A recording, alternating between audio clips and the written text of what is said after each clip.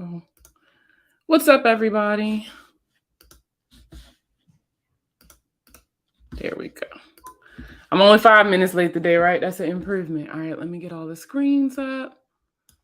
Boom. All right, cooking with grease. What's up, everybody? For those of you who are new here, welcome. My name is Markia. I'm known on social media as the Money Plug. I'm a board-certified credit repair specialist and credit score consultant. And I use my platform to teach you guys the importance of credit, kind of the concepts behind a lot of the dispute processes you were taught, and most importantly, how to build your credit the right way.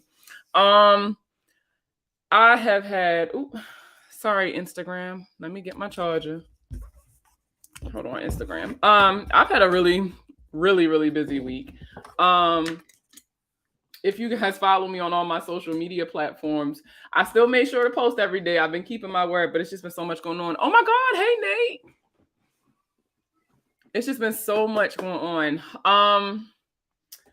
So I got some announcements today, as well as the regular Q&A. So if you guys don't know how it works, if you guys have credit questions, you can drop them in the comments and then I'll answer all you guys' questions. But announcements. So I'm excited to announce that one of these services that I used to offer previously is making a comeback. I've been in talks with some really dope people, and I can't wait to test it out. It's available now if you go to my website to schedule an appointment. However, I don't know. Why is this freezing? I'm sorry, this keeps capturing my attention. I don't know why this keeps freezing. I don't know you no more. Yes, I do. Anyway, so if you like OG Money Plug follower, I used to offer budgeting services, but I could only take 2 clients at a time, and I would need 3 days to finish the complete budget plan. It was just a lot, and I ended up not doing the service anymore after a while because I felt like I couldn't give it as much attention as it needed. I mean, I felt really bad about, hey girl, I felt really bad about not being able to do it anymore. And so I've been I've been brainstorming. A couple of you I've been able to email and DM back and forth to kind of see what would be the best option. And listen, God answered my prayers because I got in contact with a really cool company by the name of Physical. And they are helping me provide the budgeting services for you all. So it's back. It's a 60-minute appointment, just like it is with a credit audit. It's just that we're going to be talking about your finances. Things like setting a budget. Have you ever set a budget? Are you sticking to your budget? Helping you set savings goals. If you're planning retirement, we talk about that. It's so much information, and I'm so excited for you guys to start kind of utilizing it. Let me see if I can put the thing up for you guys on TikTok and Facebook. Instagram, I'm gonna make a post and have the link on there, or you can click the link in my bio to go to my website, and it's gonna be under budgeting services. I'll put the link up for you guys.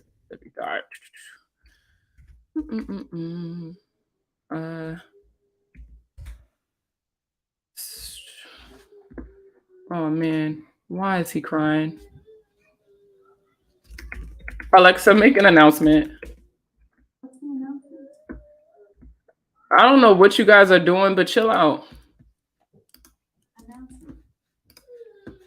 Here he come. Okay, there we go. I got it up on the screen for you guys. All right, so I'm super excited for you guys to check it out. Mainly because man, this software is so cool. Why do you got on all these clothes? What are you doing? Why are you crying? Where's your soda? Go get your soda and come back. Go get your soda and come back. Psych, hold on.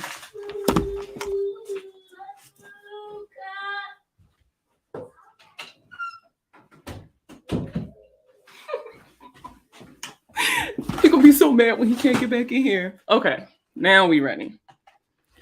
Whew. So I can't wait for you guys to check it out. Let me see if I can actually share my screen. I didn't even think about that.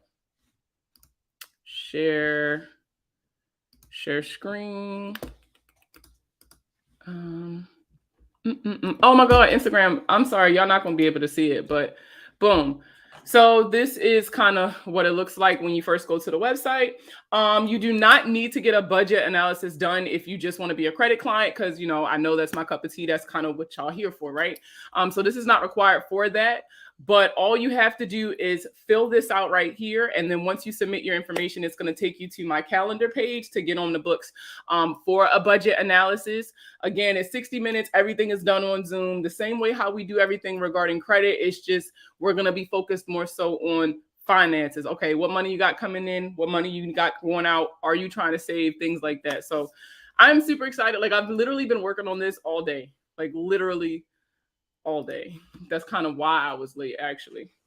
So I'm excited for you guys to check it out. On top of that, you guys know I've been working on the course. And so what I've decided to do, instead of packaging everything up into one, what I decided to do with the course is break it up, because everybody don't need everything. There will be an option for you to purchase all of the modules in its entirety. But what I'm going to end up doing is releasing it section by section. Hey, T-girl.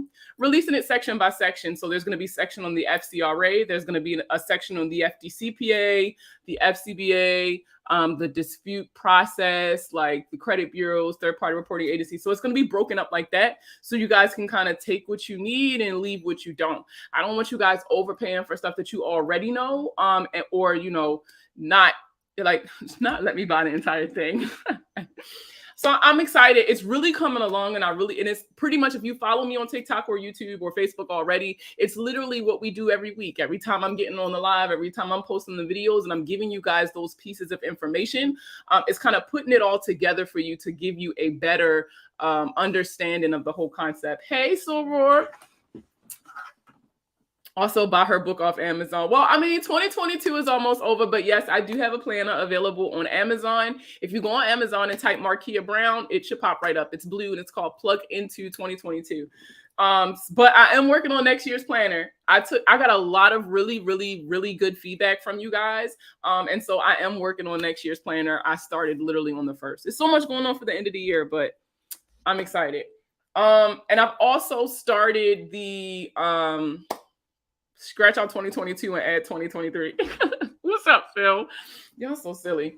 I've also started my mentorship program. So for those of you with a credit repair organization, I've started mentoring businesses, and it's really cool. So at first I offered a 3-month option because I wanted to get out. That one's more comprehensive, and I offered some extra stuff for the people who signed up. So thank you. But I also do it with one-off appointments. So that was one of the suggestions that I got actually on TikTok. So I wanted to mention it because she watches my lives. But instead of you signing on, like for me to mentor you for like a month or 2 months or 3 months, instead what I'm going to be doing is, if you got a problem and you got a CRO, you can call me and we can get on a call and talk about whatever that issue is. And I know a lot of people was like, I already know what I'm doing. I just don't understand this right here. So I felt like, y'all, I don't know why y'all are so childish in my comments, but y'all so childish. And you know what, Nate? I'm going to change it too. Literally, when the recording is saved on YouTube, the title is going to say, "What would the money plug do?" Just like that. That's exactly what it's going to say. But what's up? How have y'all been? What credit questions you guys got? Other than that, what am I working on? Oh, YouTube. So y'all know, y'all got me to my TikTok goal. I now have over 200,000 followers. Like, thank you guys so much for all of the support. Because I definitely, like, TikTok has definitely changed my life. We've talked about that multiple times. I got to 5K on Instagram. I didn't even think I could do that. I owe you that shirt. Oh, you know what? I sure do owe you that shirt, Nate. Thank you for the roses. Nate, text me your shirt size. I have a lot of questions. Will portfolio recovery be open to settle on a pay to delete? Yes. Yes, they would. Now, when it comes to the big three, when it comes to collection companies, portfolio recovery, Midland, and LV Envy, they typically want more when it's time to settle. So like closer to the full amount, if not the full amount. But they do. I have worked with them personally and gotten pay to deletes. When will you start the credit classes? So I I know I'm going to shoot myself in the foot when I say this, but I also know it's going to hold me accountable. So the first modules should drop by September 1st. So just be on the lookout for that. But yes, I don't know. I'm just so excited now. I feel like a lot of weight is off my shoulders. Instead of putting together this whole course and being sure that I squeezed everything in there without it being too long, breaking it up into individual modules, I really feel like I'll be able to give you guys more in those modules. So I really hope you guys like it. I've started recording and stuff already, so I'm super excited.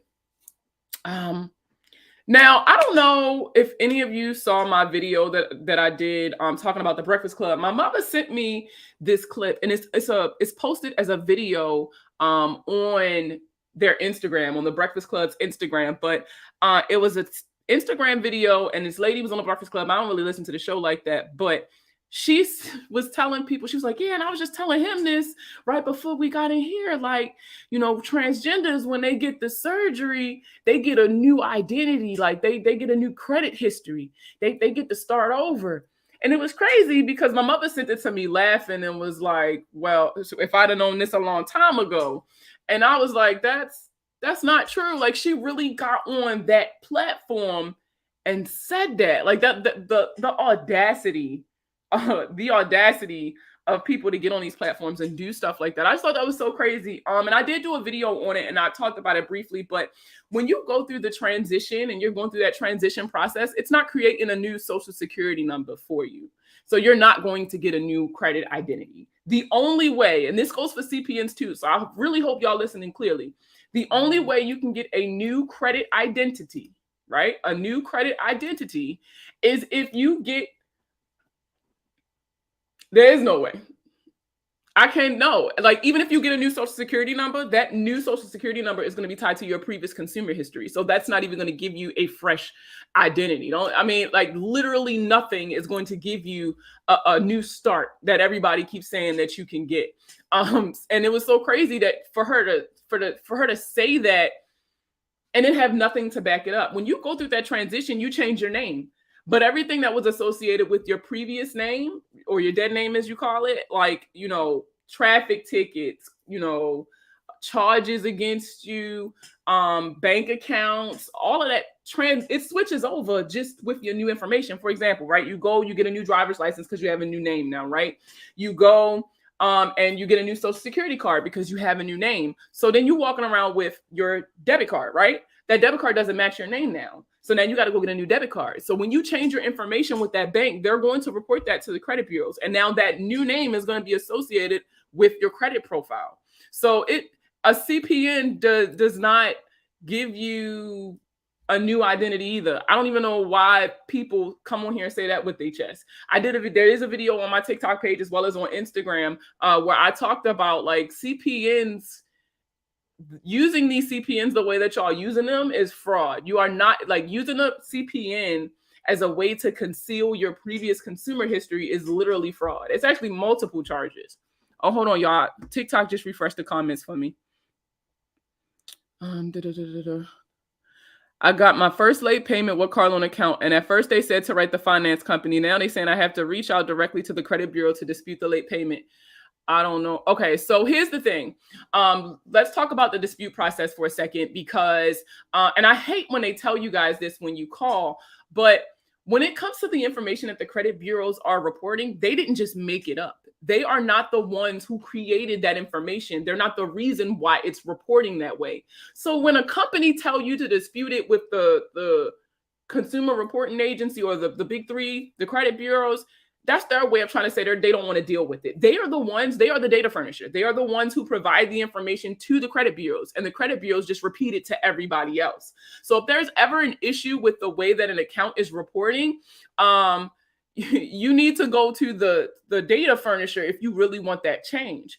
Only thing that the bureaus can do is validate, the only thing the bureaus can do is verify, not validate. Verify means they're just verifying that the information that they're reporting on you is the information that they received from the data furnisher. It is the data furnisher's responsibility to prove or validate the information reporting. All right, let's get in these comments. What's the next one? Tired of having $3 in my account at the start of payday week. No, feels. Can you go over how to create a budget? So when it comes to how budgets are created, one thing I will say is there's no right or wrong way to do it. Or like what looks right to me may not look right to you. And that's because, and I tell you guys this all the time, everybody's financial history is different. My bills don't look like your bills. I would hope they don't look like my bills. Let me tell you. But, so every budget needs to be as unique as the person is. You need to take in account all of the money you have coming in and all of the money that you have going out.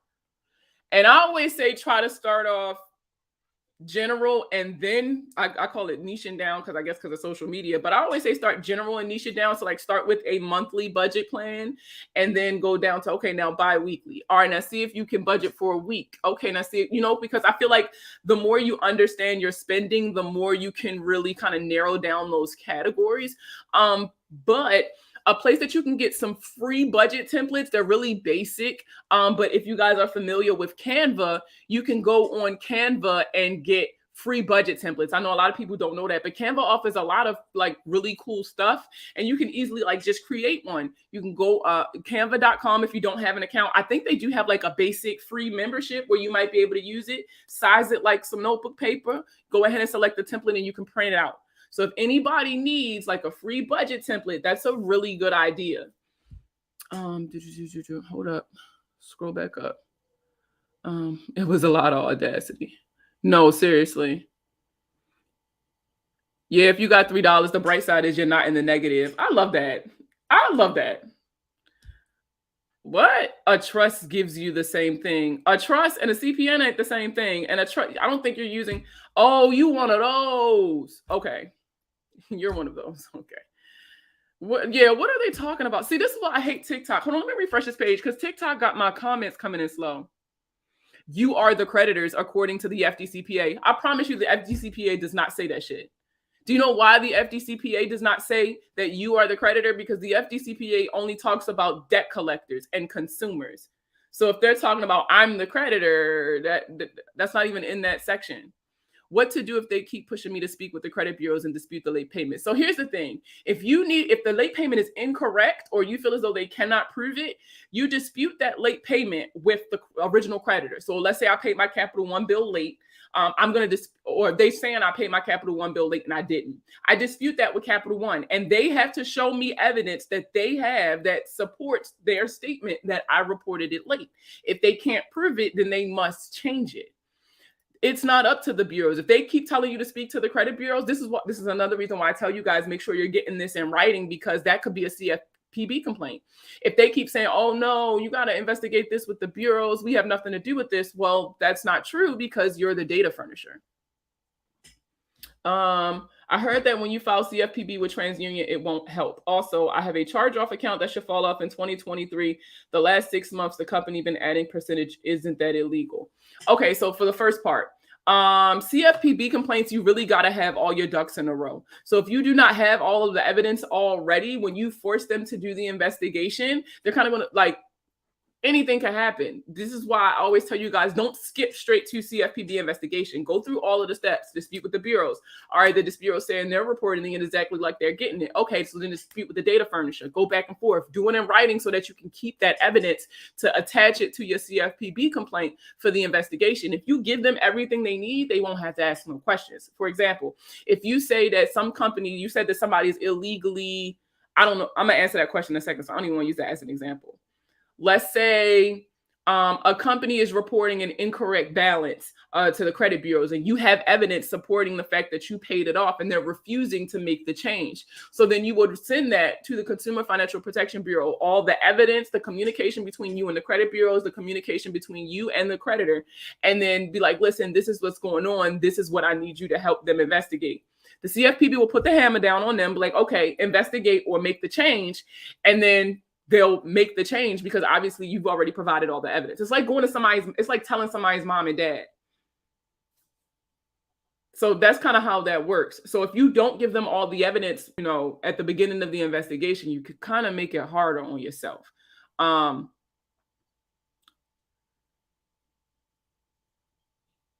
I'm not going to say that because if I say that, that's going to be confusing. I have a charge-off account that should fall off in 2023. The last 6 months, the company's been adding percentage.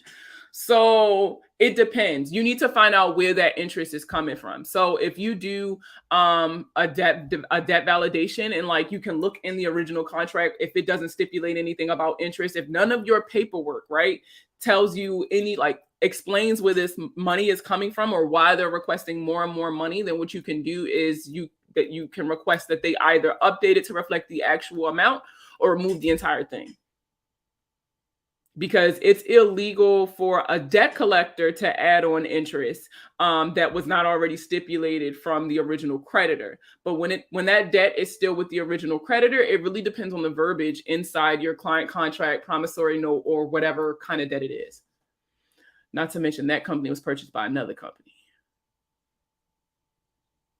That doesn't really play a part unless, like, usually when a company is absorbed or bought out by another company, they take all the debt or they adopt all of the debt that the previous company had.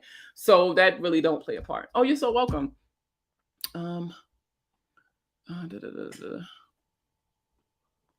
You can opt out of any third party like LexisNexis. Yep, you sure can, but it won't take you completely out of the system. That's also something that you need to understand. Am I too late for the CPN giveaway? Shut up! Even supervisors keep saying it's nothing that can be done on their end. And this is literally the first payment out of 10 plus years of being in payment with them. I did make the payment late, but their reps provided me with the wrong info. So here's the thing. You've already admitted that you were late. So if you were late, then they're technically reporting it accurately. It's not about why you were late. You were late. So once you're late, they have the right to report it that way. So what they're telling you is that, listen, we're reporting it how it's supposed to be reported. We did not make a mistake, is what they're saying. So if you ask forgiveness, this is their way of saying, listen, we're not going to forgive you for it. So if you got another problem with it, take it up with the bureaus. But as far as what the FCRA states, it states that if the information is accurate that I'm reporting, then I don't have to remove it.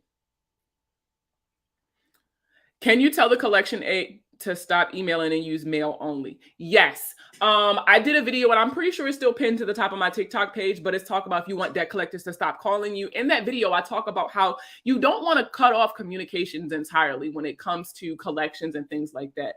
However, if you're just trying to limit them to mail only, you'll just write them a letter and you'll just say, let them know that you're rescinding, or, hey, do not contact this email address, I guess you could say. So do not contact this email address. Any information or correspondence that you have that needs to reach a particular person needs to go to this mailing address. You can say it like that. It really don't matter how you say it, but pretty much you just tell them, listen, stop emailing this email address. Anything you need to say to this person right here that you're trying to reach, you need to reach them at, and then you'll put your mailing address. That is what you do. And you just say, do not call, do not text, whatever. You're welcome. Because you can stipulate how they get in contact with you, or if you want them getting in contact with you. I had my late payments removed from the car loan, but Experian did not report the positive payments. Usually when I have an issue with payment history and the credit bureaus, I'll reach out to the credit bureaus first just to see if maybe they made a mistake. So I'll just be like, hey, my payment history isn't populating or it's incorrect. Can you do a little investigating and kind of see what you can do? And if they can't help me, then I'm going to go to the company and say, hey, can I please have a copy of my payment history? When they give it to me, I'm going to send it to the credit bureaus as proof of what is supposed to be reporting, along with a copy of my current credit report showing that it's not reporting. I know that was a lot. It's the bankruptcy. I have the letters from the courthouse, LexisNexis, and LCI. They don't have a bankruptcy on me.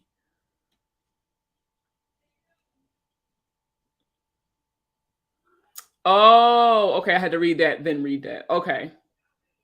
You're so welcome. Ooh, yeah, I would definitely do a CFPB complaint, because where are they getting that information from? Eartha,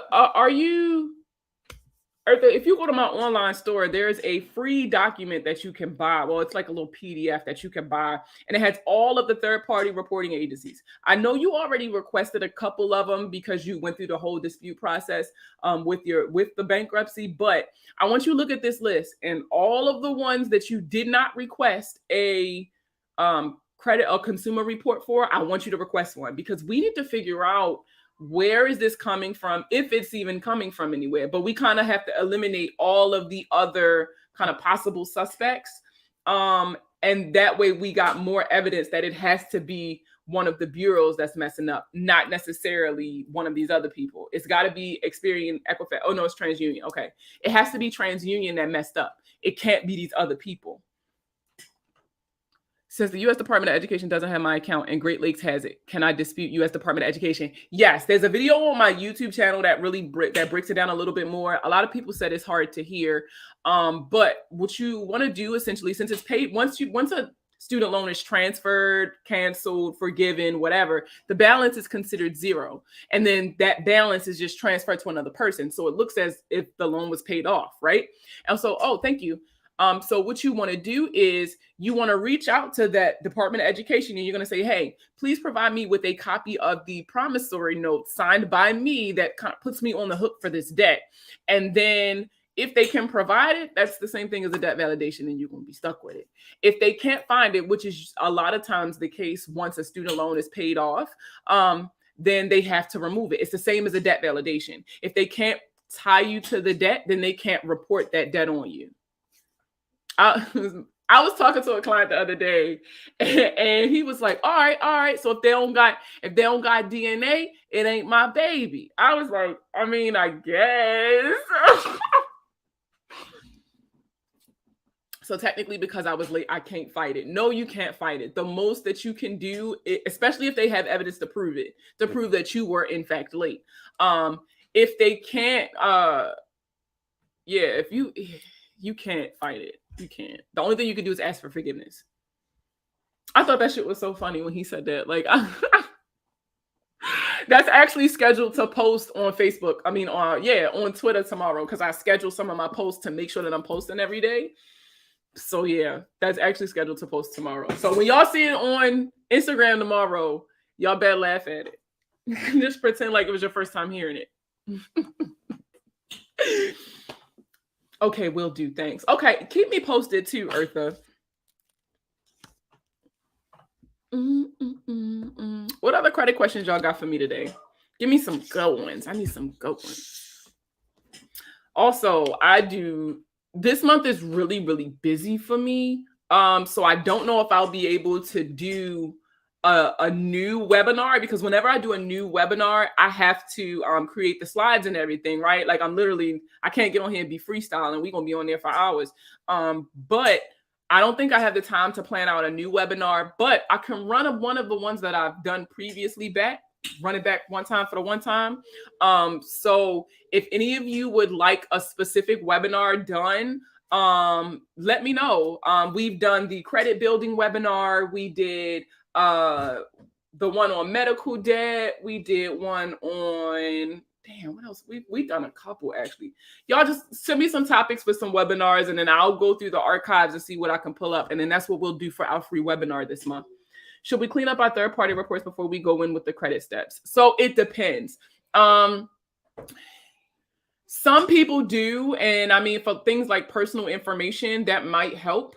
Like if that's what your primary objective was, but depending on what you're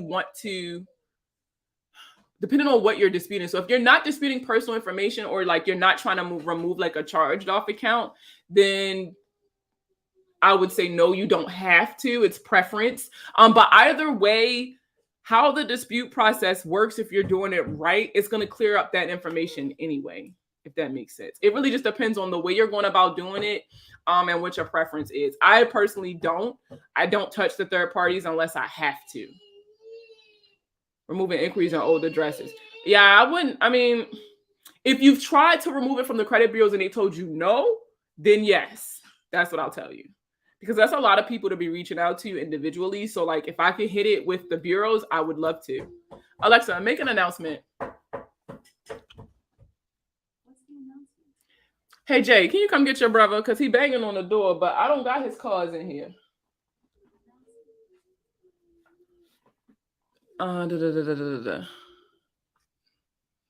Facts, because it's not about what I did. It's about what you can prove. That's right. I'm timid to see what that decreased my score to. Yeah, because it is gonna decrease your score. I sent a validation letter. They sent a settlement. What do I do next?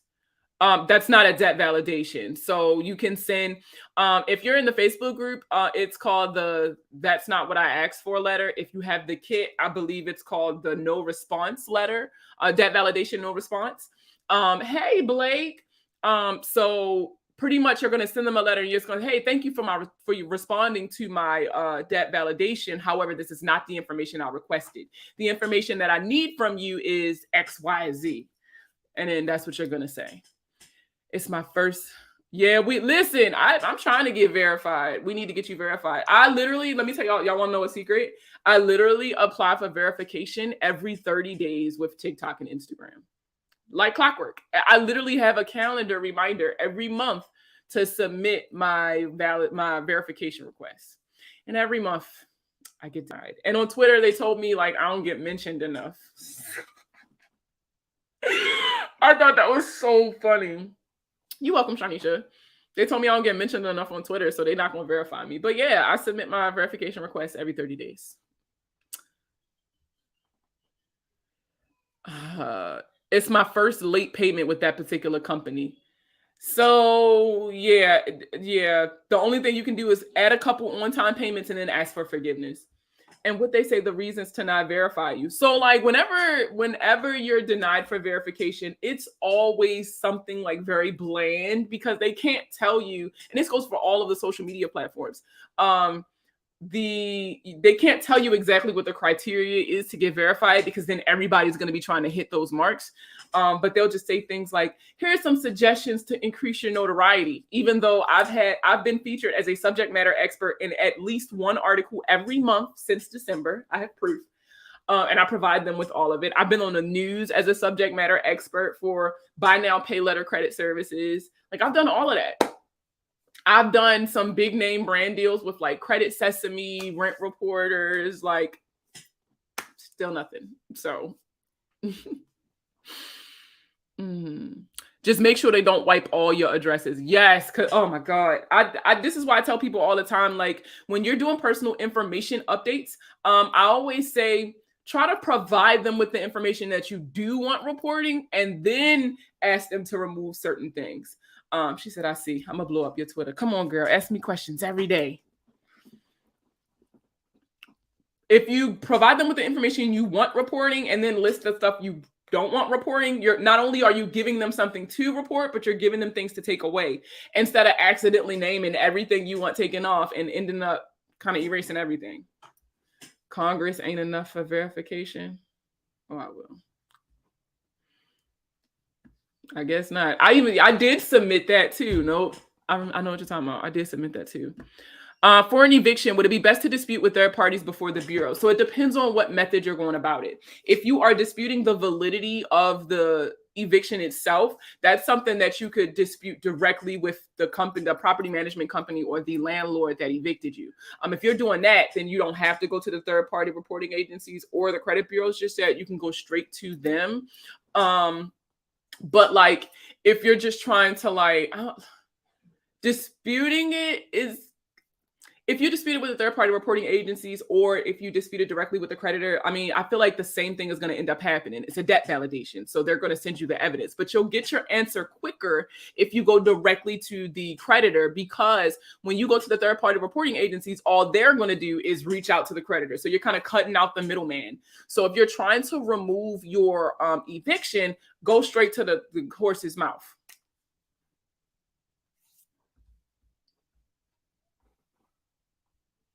Should I go ahead and apply for a new credit card because the late payment hasn't posted with the bureaus? If you already had adding a new credit card to your list of things to do, then go for it. But I'm not going to tell you to get a new credit card all because of this late payment. So if you were already going to get the late payment, if you were already going to get the new credit card, then go ahead and get the new credit card. But if you're only getting this credit card because you got the late payment, I'm going to tell you, no, don't get a new credit card. Yeah. I had a car repossessed. My loan was from Santander. It's been about 4 years. I have not made payments. Should I start? So that depends on what you want to do. So if you restart the payments, that puts you back on the hook for the debt reset. And every time you make a payment, that resets the reporting time for that debt. So then from 7 years for the next 7 years after the date you made that payment, this account is going to report. Now, if you want to pay it off, do that. If you're afraid to dispute it because you don't want to get sued and stuff, then yes, I would start making payments. Maybe reach out to them and see if you could organize some kind of payment plan or something like that. But only make payments if you're planning on paying it off. If you're just making a payment and then you like later on, you're going to be like, no, I don't want to pay it. You've already re-aged it. So even if it was, you said it's been 4 years. So if you make a payment, that's going to reset your reporting time. And now it's going to report for the next 7 years that you made a payment on that account and that account is repossessed. Hello, Markia. Which apps pull FICO 9? I use my FICO to look at my FICO 9 score. If your bank doesn't already provide it, some banks do. You can download the My FICO app. I have a subscription with them to track all of my FICO scores, and they'll pull your FICO 9.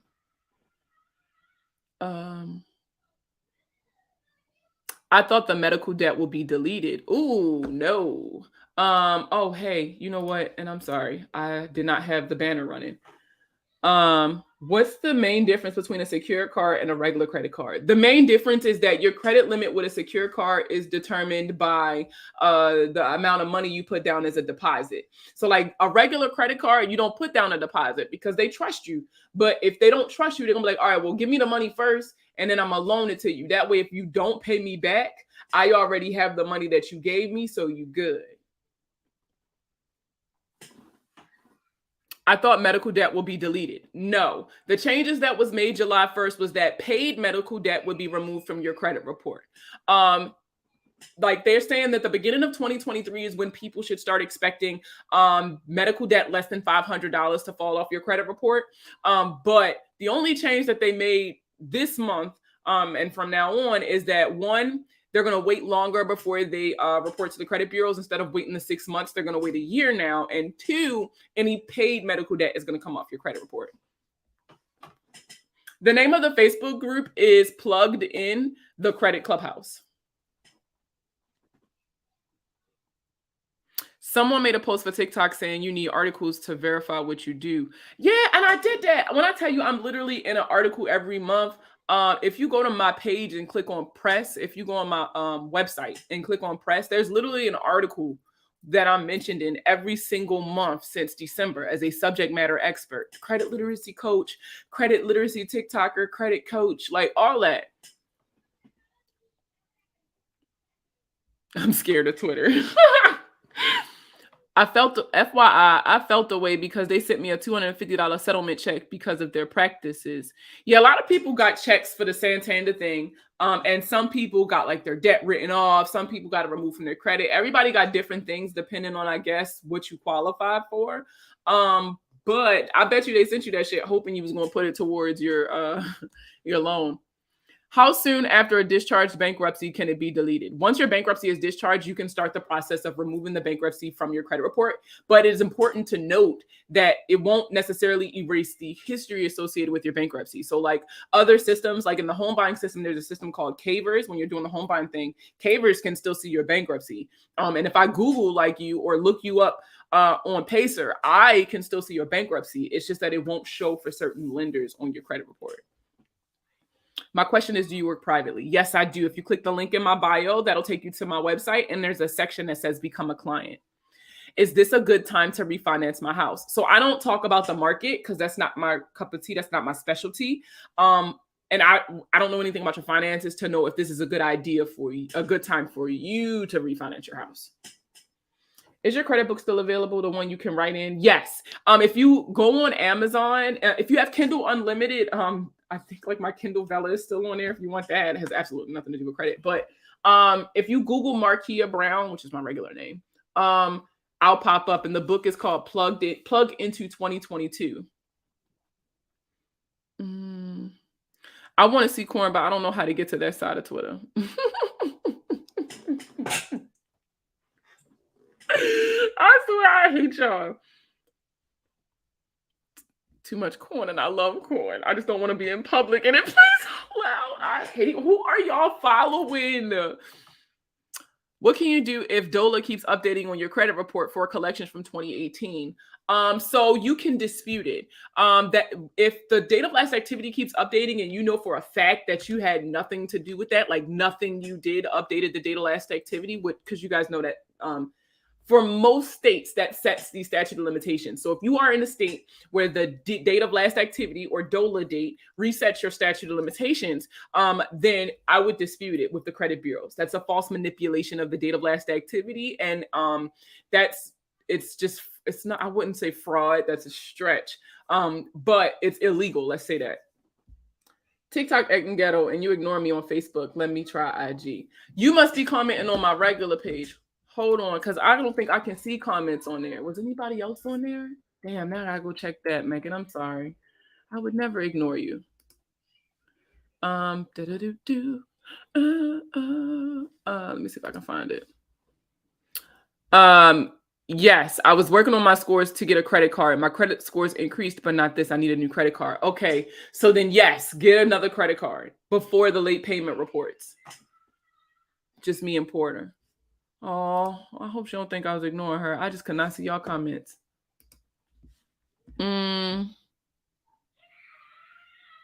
Thanks. Just requested to join the Facebook group. Okay, as soon as I get off of here, I'll add you into the Facebook group. Should the paid medical debt needed to be done before the law passed or before July 1st, 2022? I think it just needed to be paid before July 1st, 2022, if I'm not mistaken.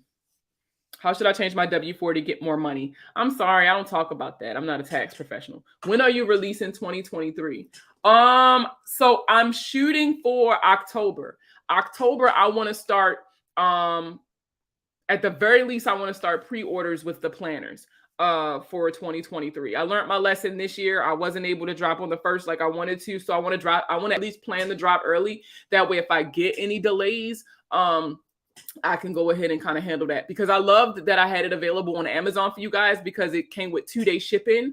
And I think that's what everybody loved. So I definitely want to keep doing it with KDP. I just got to work out all the kinks. I disputed because the DOLA has been updated on the collection and it came back as verified. Even if the debt comes back as verified with the credit bureaus, you still have to reach out to the creditor now. So you'll go to the credit bureaus and you'll say, hey, you told me that this debt was verified. Well, who did you speak to? And then they'll tell you who they talked to or who you should reach out to if you got issues with the way that it's reporting. Because I think what a lot of other people have confused is the level of responsibility between the credit bureaus and the creditors. The credit bureau is only repeating information that's told to them. If the information itself is the problem and the credit bureaus are saying, no, we're repeating exactly what they told us, then what's going to end up happening is you're going to have to go to the creditor because they are the data furnisher. How do you find your proper statute of limitations for a debt? You can Google it. You can literally Google statute of limitations for a debt and then your state, and it'll pop right up. A lot of states are making changes post-COVID, like New York. Their statute of limitations was 6 years. Now it's 3. I remember there was a point in time when Ohio was 15 years. And I think now it's down to 6, if I'm not mistaken. So a lot of states are making changes. So it's super, super, super important that you guys are putting these changes together. You know what? That's what I'll work on this weekend. I needed a project for the weekend. So I'll put together an updated, because we have one in the group files, but it might be outdated. So I'll put together, put together a new SOL list for Facebook. So I'll have it in the Facebook group and I'll also put it on my website for you guys to download it. It'll be free. Yes, I was going to ask more about the planner too. 15 years, that is a new life up to 10th grade. No, for real. No, for real. Yep, the 2023 planner is definitely coming. How do I join your Facebook group? I'm so sorry, Instagram. I keep forgetting you guys can't see the banner at the top of my screen. The Facebook group is called Plugged In the Credit Clubhouse. You can search Markia B, aka the Money Plug, literally just like that on Facebook. And under groups, you'll see the group name. It's just called Plugged In the Credit Clubhouse. The group is free. There's some free templates in the group files. I have my Credit Cliff Notes ebook, which breaks down the different tiers of credit cards and some suggestions. There's a ton of stuff in the Facebook group files, as well as I answer all your questions. All my lives are saved there, everything. So if the medical debt is paid after July 1st, 2022, the medical debt won't be removed. What if it's a collection medical debt? So it's only collect. So this is talking about only medical debt that's in collections. So the changes, as far as I'm understanding, and if I'm wrong, somebody correct me, but from what I'm understanding is that it's going to remove previously paid, medical debt, as well as from now on, paid medical debt will no longer report on a credit report, from my understanding, but it only applies to medical debt in collections. What do you say to the creditor that's re-aging your account? And what do you do if they send the contract, but you haven't done anything to re-age? So the first thing you're going to want to do is you're going to want it's tied to the state that you lived in when you signed the account. So when you opened the account, signed the contract, whatever the case may be. What you're going to want to do first is you're going to want to look up the statute of limitations for that state. And you're going to want to see what resets the statute of limitations for that state. And you want to make sure that any activity done on your behalf has not inadvertently reset the statute of limitations. Now, if you can prove that, then what you're going to do is you're going to take that evidence that you printed out, the state law, right? Proof that you lived in that state at that time, as well as your statement saying that you've never done any of those things to re-age the account, and demand that not only do they cease reporting, that cease changing or cease updating, that would be the better word. Not only will you tell them to cease updating the date of last activity on this account, but you're also going to tell them that they need to correct the history associated with the account. So like they need to change the date of last activity date back to what it should be. Alexa, make an announcement. Jaden, come get your brother, please. What streaming service are you using? So this is StreamYard. I made this template that you guys see on like Facebook, YouTube, Twitter, all that. I made this template on Canva. Yeah, I made the template on Canva. And then I just imported it into StreamYard, and I use it like that. I really wish Instagram would get their life together so that y'all can see my pretty template. It's set up all nice. I got a banner that runs at the bottom with my Facebook name, all of that. What do you say? Oh, I already said that. Grow ups.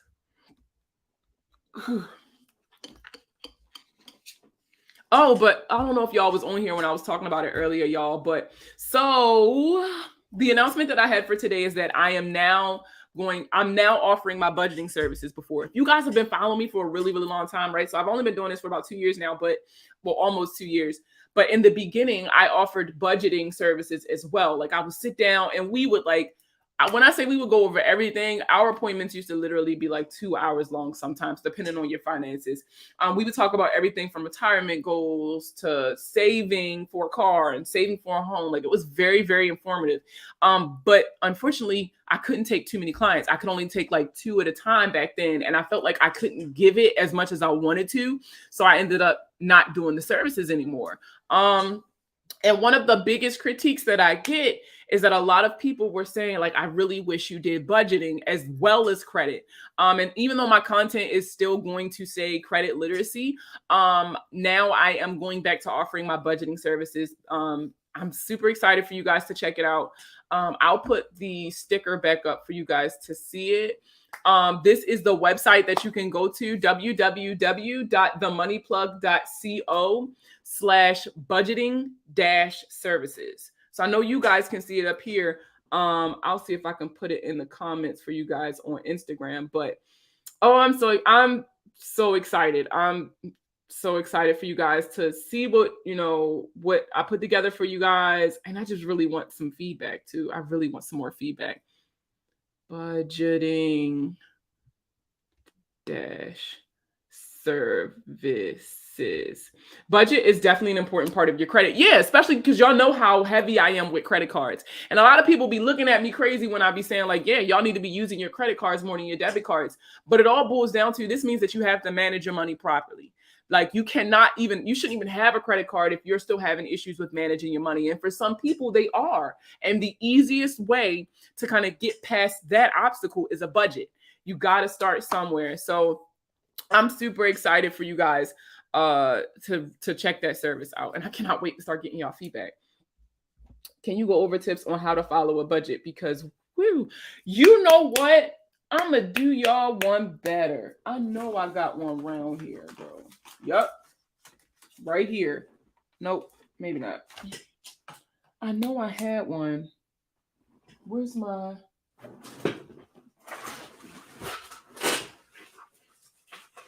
So I said I was gonna do this, and it completely slipped my mind. But if you guys have been on here for a couple of times, you'll know I've brought these out. These are educator packs. So for those of you who don't know, the Federal Trade Commission is who is responsible for credit bureaus, and kind of they're like the bureau the agency in charge. And so they have something called consumer.gov, which is a website where you can get all kinds of free information and resources and tools and things like that to better manage your finances. And so they got these educator packs. You can order them in bulk. I've done it multiple times.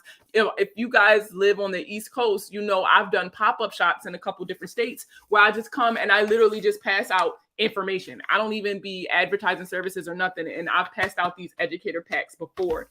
Inside of the educator pack is a basic budget template, how to make a budget, talking about like credit tips, how to avoid getting scammed, how to get the credit bureaus the proper information if you've been a victim of identity theft. Like there's so much information in here. What I'm going to do is I'm going to see if this is legal because I need to check their website first. But I'll scan this in because I have a wireless scanner. I'll scan this in and make it available as a PDF in the Facebook group for you guys.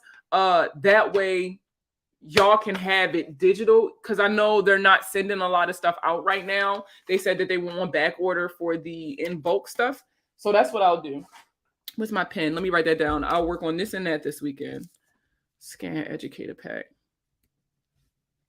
And I'll put it as a PDF in the Facebook group for you guys.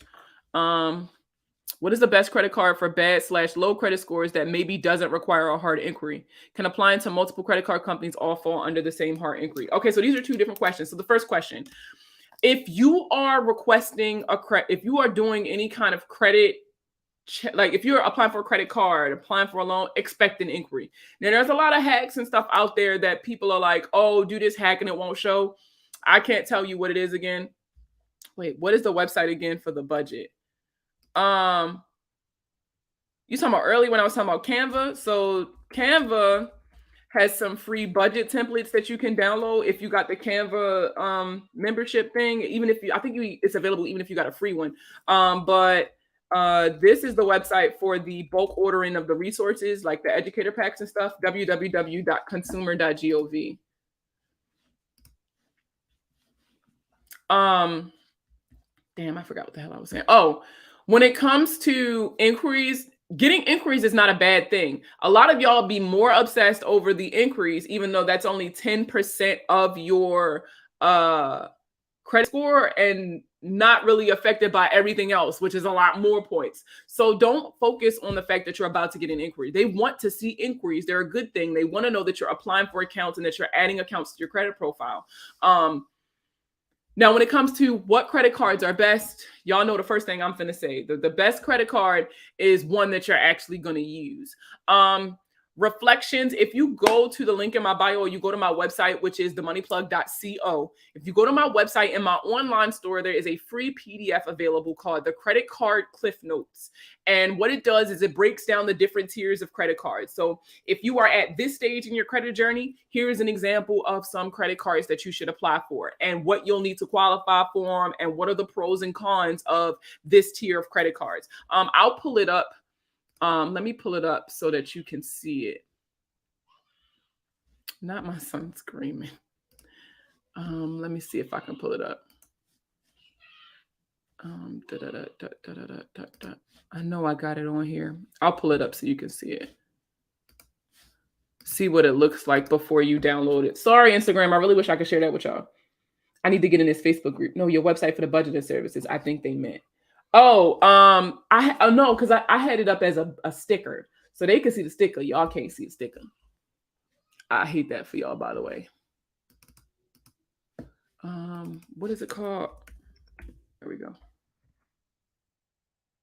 Yep, here we go. Okay, let me share my screen. Let's see, window. Now, I hate Instagram can't see it, so I'm gonna try and be as descriptive as possible for you guys. But couple weeks ago, like I want to say like the beginning of June, I put together we did a webinar. I try to do a free webinar every month. But what about this one? Ooh, no. Okay. Yes, but take this off. There we go. I did a webinar where we talked about credit building. It was advertised for like high school and college grads, like recent grads who kind of stepping out in the world and want to start building their credit. But there is some really valuable information in here for people no matter what kind of step you're at in your credit process. So like right here, it starts at tier 1, which is starter credit card. So if you're rebuilding, you might qualify for some of these cards depending on where you are. However, this is the best place to start if you don't have credit. So if you are 18 and never touched credit, if you just got your citizenship and you're not from a place where credit is a thing, so you have no information to kind of port over, I guess you could call it. I don't know how it works, but if you have no credit history and you need to build credit history, tier 1 or starter cards are ideal for you. This is typically, they don't have any rewards programs. They typically require deposits because remember, you don't have credit history for them to know if you pay your bills or not. So you might have low credit limits. I'm not even gonna lie to you, like $200, $300. Now there's 3 types of cards, essentially. There's starter cards, student cards, I'm sorry, secured cards, and unsecured cards. The student cards, like I said, they're usually marketed towards like the college graduates, right? But what a lot of people don't know is that you don't have to be a college graduate to qualify, or in college, I'm sorry. You don't have to be a student to qualify for a student card. Not all cards are like that. And so you got to do a little digging sometimes, like kind of ask a couple questions. But what I will say is that, and I think there's one specifically that I put on the list. Hold on, let me check. Yep, the Journey Student Rewards card from Capital One, you don't have to be a student to apply for that card. But you'll see here, I got a couple examples, and that's like that for each tier. Every tier that you go to, there are some examples of cards that you apply for at that tier. Now, towards the end, so obviously tier 5 are invite only cards, right? Like like I probably never see one in my lifetime, but these subprime credit cards, the rebuilding section, that's going to be after tier 5. So subprime secure credit cards, which are ones that we don't really like because I know they got the high interest rate or they got annual fees and no rewards, things like that. And there's a longer list of credit cards. If you're rebuilding, that this could be a good starting spot for you. These are some subprime unsecured credit cards. If you have a bankruptcy on your credit, there's a list of 4 credit cards, specifically the Total Visa card, Total Access Visa, Open Sky secured card, and the Indigo unsecured. Those are some cards you can apply for where your bankruptcy really won't be a problem. And then the prepaid credit cards. Now, y'all know I talk about these prepaid cards all the time. And what I mean by prepaid is they're not like secured cards. Secured cards, you are still a credit card. You have a monthly payment. Sometimes they have an interest rate and things like that. But with these prepaid cards, there's no credit check because you're not borrowing anything. There's no interest because, again, you're not borrowing anything. And most of the cards don't have fees. And so, like, where's the one? Is it this one? Grain. Grain allows you to use your debit card. So that's a little different. And yes, that has an interest rate. But, well, you got to go to the website to know what I'm talking about. So definitely go to Grain. I like them. But my favorite prepaid cards, y'all know, the Sesame Cash card, the Chime Credit Builder card, and the Extra Debit card. Those are my favorite. And it's because they're not really a credit card. They're debit cards. They just report every month that you use the card, they'll report it to the credit bureaus. For a lot of you, the issue with your credit, if you're rebuilding, is that they have things like charge-offs and collections. Now with collections, the only way to get those points back is to remove those collections. But with charge-offs, you can kind of diminish the effect that they have on your credit score over time, because one, all of those late payments that led up to the charge off, the older they get, the less of an effect on your score it has. And so in that time, if you're adding positive payment history on top of the fact that these late payments are getting old, you get what I'm saying? You'll kind of hold on to a lot more of those points, and actually start getting points back.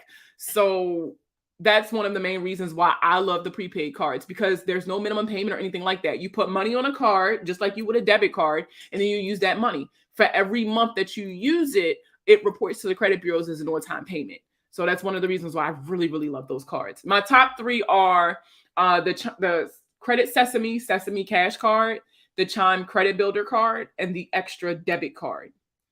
Now, I actually just made a post on Instagram, I want to say like 2 days ago, because with Credit Sesame, and I always tell you guys sign up for this in the beginning of your journey, because as you get points on your credit report, they give you money. Like my credit score just went up 10 points and they gave me $10. I screenshot the email and posted it on Instagram for you guys to see. But yeah, they pay you to fix your credit essentially. So that was like another little incentive.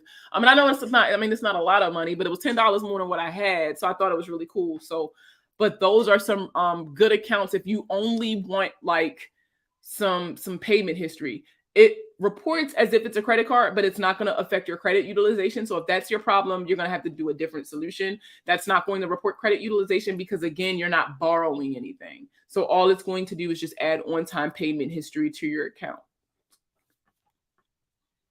What other questions y'all got for me? Now I can try to put my things back side by side like I had it. I can stop sharing my screen now. Boop.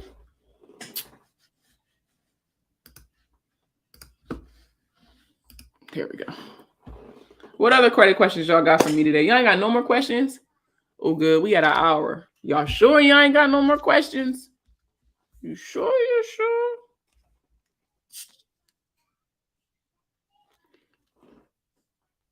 Well, I'm going to do the announcements again. Like the Lord, I keep calling them church announcements in my head. But, you know, I was telling you guys some of the things that I'm working on, like I said. So with the course, I did decide to break up the modules and release the course module by module. So would you come to my school? What school? Yeah, I'll come to your school and do what? But the course is going to be broken down into modules. And so you only have to pay for the modules that you want. And if it's something that you already know, or if it's something that like that you really aren't interested in, or it doesn't apply to you, you don't have to pay for it.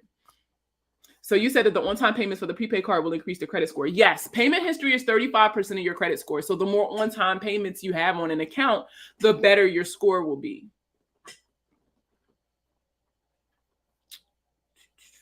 I told y'all about the planner that's coming out. That's going to be available around October. What else? I need y'all to send up some good juju. I know I said I would not get another job because I love the autonomy of not having to work for nobody.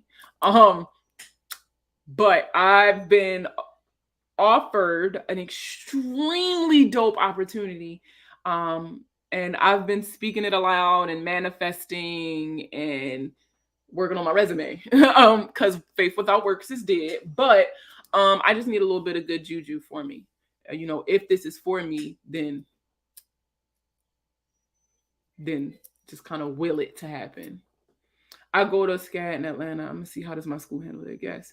Yeah, for sure. Yeah, just let me know. Thanks for helping us with all this. Listen, this is what I do. This is what I love doing. Like I always tell you guys, there's no such thing as a stupid question. When it comes to your credit, I would rather you ask and have an actual answer with evidence to support that answer, right? Instead of you fucking it up and now you got to come hire me. The information is free. The services ain't. Remember that. But man, I'm so excited for y'all to check out how I'm doing the budgeting thing now. Like, I can't wait till my first appointment. I already have my first appointment scheduled and I'm like so excited. I'm so excited. But if y'all ain't got nothing else for me, I'm gonna head out. How is the actual number calculated? Like your credit score? So your credit score is calculated based off of the information that you actually have reporting to your credit report. And it's broken up into 5 categories. So the first one and the most important one is payment history. That's 35% of your score. So how many out of all of your accounts, right? Out of all of your accounts, do all of them have 100% on-time payment history or is close to 100% on-time payment history? Yeah, definitely. If they do all that, I'm down. If they paying for the travel and everything, I'll come. Now the next section is going to be credit utilization or wait a minute. All right, hold on, Bree. I didn't see your question. What question? Bree, I think it filtered your question out because I don't see it. Retype it for me, Bree. The second section is credit utilization. So how much of your available credit are you actually using? What this means is when it looks specifically at lines of credit and credit cards or revolving credit.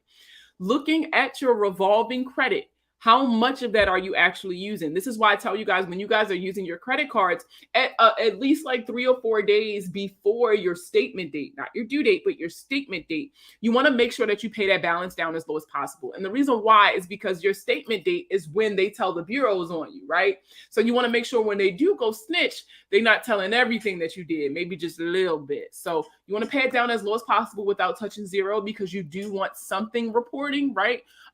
But once your monthly statement comes out, then you can pay the card off completely and avoid interest. Now, the next section is length of credit history. That's 15% of your credit score. Now, length of credit history is time, right? All it is how long have you been building credit? Credit cards aren't even considered valuable until like years 4 and 5. So it's important that when you guys have these accounts, you're allowing them to report that on-time payment history as long as possible. The longer it's reporting on your credit, the better. Now, when it closes, it still will report, but it will report as history now. It's not going to be It's not going to report as like an open, actively reporting account. So it's important that you're still it's important that you're still adding new accounts as things close and things like that. The best way to start preparing for the home buying process. First things first, you want to make sure that you're pulling the right credit scores. You want to make sure that you understand how credit scores work. So everybody know your FICO scores, but what a lot of you don't understand about FICO is that there's more than one FICO score. There's your FICO 2, 4, 5, 8, 9, 10, 10T. There's a lot of different scores, and they all apply to different industries or your overall base score. When it comes to home buying, you want to look specifically for your FICO mortgage scores. This is your FICO 2, your FICO 4, and your FICO 5. Now, the reason why you want to look at those, because this is what the lender looks at. You want to see what they see so that you know what to fix, before you go to them. You don't want to go to them and then they tell you what to fix, because now you got that inquiry for nothing. I prefer my FICO because remember, your credit score is based off of the information that you have reporting. So you definitely want to pull your credit reports. You can go to annualcreditreport.com every week until December 2022 and pull a copy of your credit report every week from each independent bureau. That's what they're doing for everybody post-COVID. But pull your credit reports, look at everything that's reporting and see what you can get off, see what's reporting wrong, stuff like that. But you definitely want to pull your mortgage scores to see where you're sitting at. TransUnion has a late payment reporting on my file, but when I called to see what account, they said they can't find a late payment. When you pull your TransUnion reports, you don't see it under the report. Whenever you pull your credit report, it should at least pull like the last 2 years worth of payment history for each account. And if you don't see the payment history for an account, you can always reach out to that creditor and request the payment history. You're going to have to smoke them out.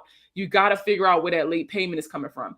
Remember, the credit bureaus are only repeating information that they were told, right? You got to think of the credit bureaus as kids. You don't say shit around kids because they're going to tell everybody. So this means that somebody told that to TransUnion. You have to figure out who that somebody is.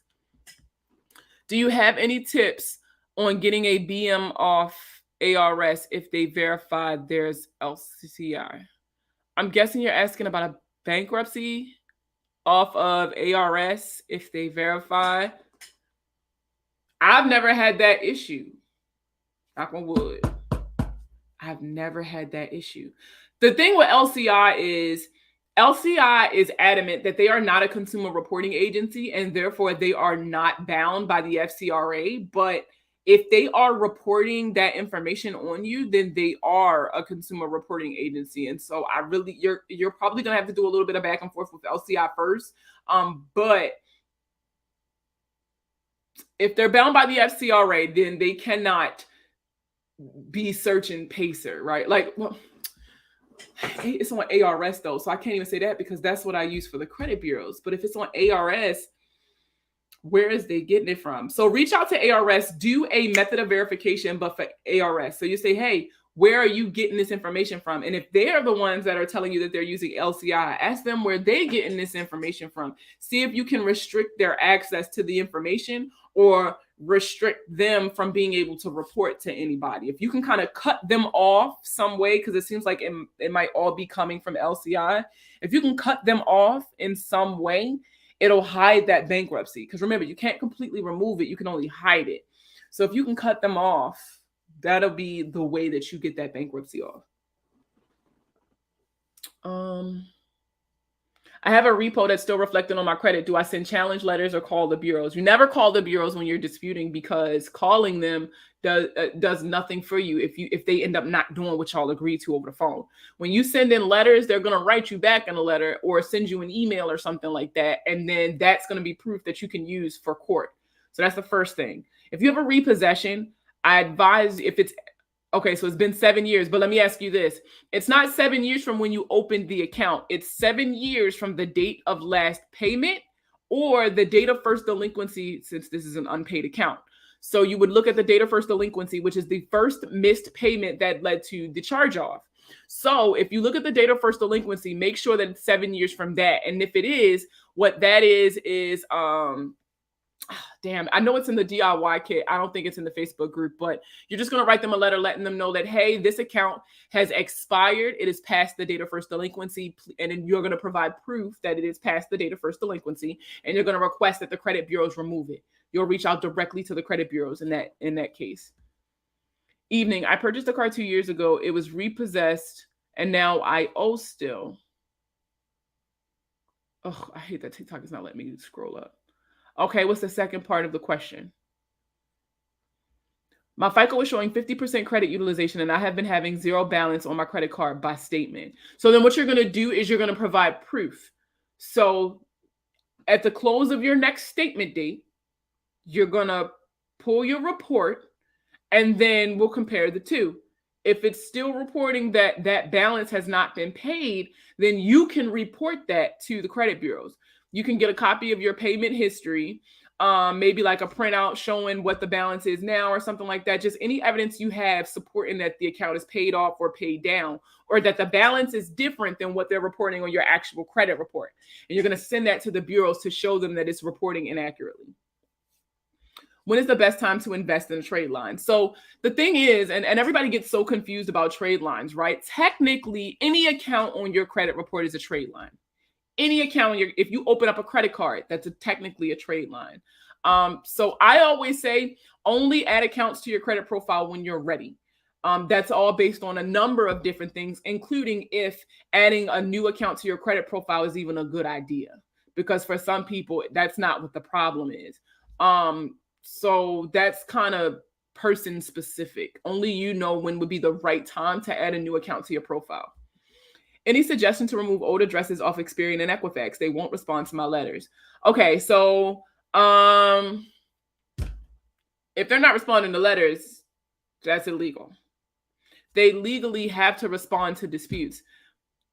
Now, they only have to investigate one time, technically, I think is the rule. I think that applies to the credit bureaus as well, yeah. So if they investigated and turned you down the first time, like they said the information was verified, they're not going to do it again. So what I would try next is calling. You can try to call them and remove things like inquiries and personal information. It doesn't hurt. And if they be like, no, you got to send a letter to XYZ, then you're going to have to go back to sending letters. But the only way to do that is to initiate a dispute. So if you don't want to send a letter, the only other option is to call. I never suggest submitting disputes online, but that's also an option that you have. Medical collection under $100 annual report said it's not factoring scores because of amount. Okay, what's the question? I mean, as authorized user for investing and traveling to up my score. Oh, you're talking about paying for trade lines. So I'm going to tell you now, the actual sale or purchase of the authorized user slot on a credit card is actually illegal. And it violates the terms and conditions of the accounts themselves. That is considered the sale or the purchase of another company's intellectual property. So I would not suggest you do that. If you don't have anybody in your life where you could get on as an authorized user for them, unfortunately, you're gonna have to do it the old-fashioned way. And I'm gonna be honest with y'all, all of y'all be getting added on as an authorized user, and that's cool for a little while. but you're going to have to open up accounts anyway. So what I would suggest for you is, it sounds like you need some payment history. You're gonna have to start building some. So maybe these prepaid cards would be a good idea because there's no credit check, there's no interest, there's no monthly fee. They report for every month that you actually use it. It works just like a debit card. You put money on it, you use it. Oh, look, I paid whatever on time. Rent reporting is an option. Everybody got to pay their rent, right? So if you get a rent reporting service, they'll report your on-time rent payments on your credit. This also helps generate some of that history that a lot of you need. There's an app called Outro. If you have an iPhone, it's available to you. If you have an Android, it's not available in the Google Play Store yet, but Outro allows you to take your subscriptions and things like that and report it to all 3 credit bureaus.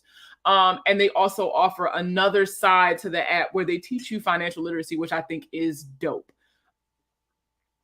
I don't know the accuracy because that same note is on a charge off over $100. I've never seen that before. I had a car that I co-signed and it got repossessed. How do I make the person accountable for the debt? Both of you are accountable for that debt. Because you co-signed, you told them, like, listen, if this person does not pay their bills, I will. And I understand what the consequences of neither of us paying that bill means. The only way to get yourself removed from, well, the car's already repossessed. So even if you go to court, you can maybe take them to civil court and get that person, like, you sue that person for the amount that they're trying to say that you owe so that it gets paid off. But at the end of the day, if that company decides to go to court, they're going to take both of you to court and both of you will be held equally responsible.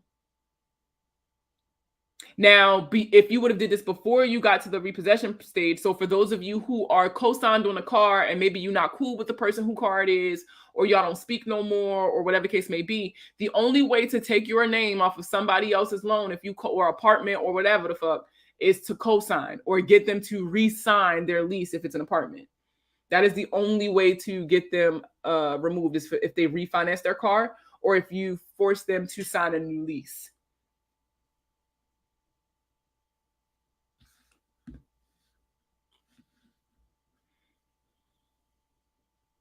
Oh, that was a good question too. What other questions you guys got for me?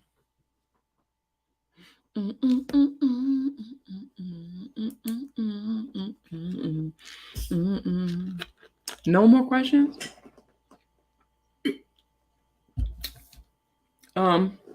Did you even find out any info about paid satisfactory accordance agreements? I think that's what's I've never heard of that before. What is that? Let's look that up, shall we? Paid satisfactory accordance agreements.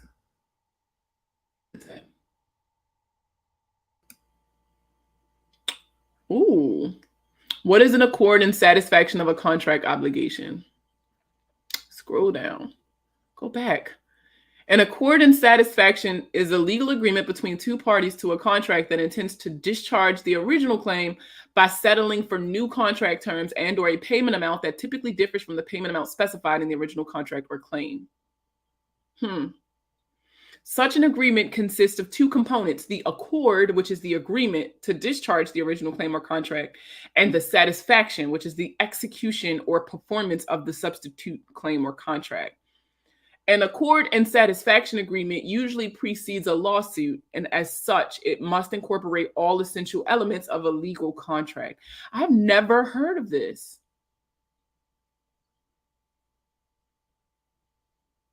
An accord and satisfaction involves the release of one of the parties to a bilateral contract from its original contractual obligations by the other party in exchange for new contractual obligations.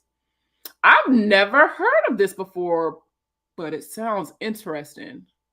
So what it sounds like is, like, if somebody, what it sounds like is that, like, if somebody violates a contract, the other party can, I guess, attempt to get this, which is, it's called an accord and satisfaction, which kind of voids the original contract and starts a new one. I don't know. I got to get more details about this. This is very interesting. I'm going to leave this window up. I'm going to do a little digging about it, and then I'll do a video for you and post it. Thank you so much, JR Saxophonic. Oh, thank you. How is the quality of this live so good? Can you tell us about your setup? Fun fact, this is probably the most simple setup I've ever had since I've started. I have an iMac. That's what this camera is seeing. And this camera is live on, I use StreamYard to stream. I'm on my personal Facebook page, my business Facebook page. Inside my Facebook group, I'm on YouTube, Twitter, and TikTok streaming simultaneously from this camera. The border and stuff that you guys see, and then like usually I have my banner on. I forgot I took it off. Usually I have my banner on running down the bottom. The banner part is a part of StreamYard. That's something that you can do. You can also add like buttons and stuff like this, or I can have my name on there if I have guests. But I created this background and all this other stuff in Canva. And then I just lined it up. So like normally you'll see this one right here. But if I know that I'm going to be sharing my screen, when I go to share my screen, it's going to shift stuff around. And so like the borders won't look the same and it kind of looks messed up. And so if I know I'm going to be sharing my screen, then I switch to this one because technically there's no border around my video. So it can move my picture around and it'll still look fine.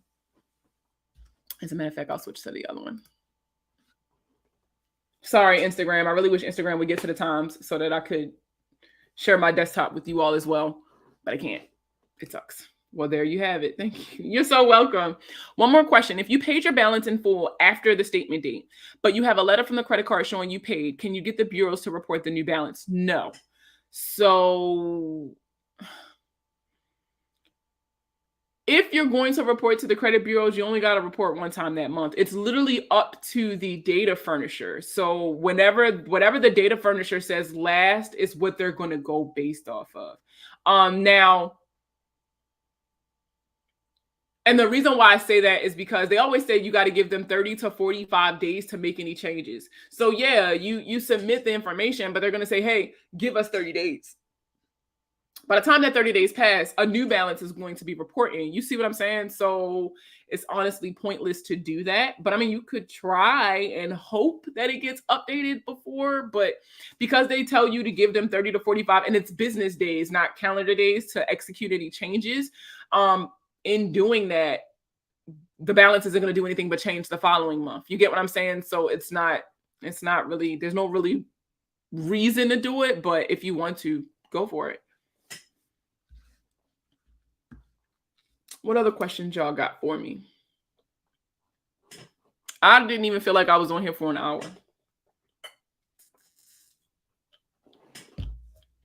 That's crazy. All right, well, I'm going to let you guys go. As always, thank you guys so much for all of your support. If you missed a portion of the live or any of the live, really, please check out on my YouTube page. Make sure you guys are going to go and subscribe. My YouTube channel is WWTMPD. What would the money plug do? Or if you click the link in my Instagram bio, or it'll take you right to my website, and you scroll down a little bit, you'll see the YouTube button. Click on it and subscribe. I'm trying to get to 1,000 subscribers, y'all. So help me get my goal. I've managed to monetize every platform except Twitter and YouTube. So I'm working on it.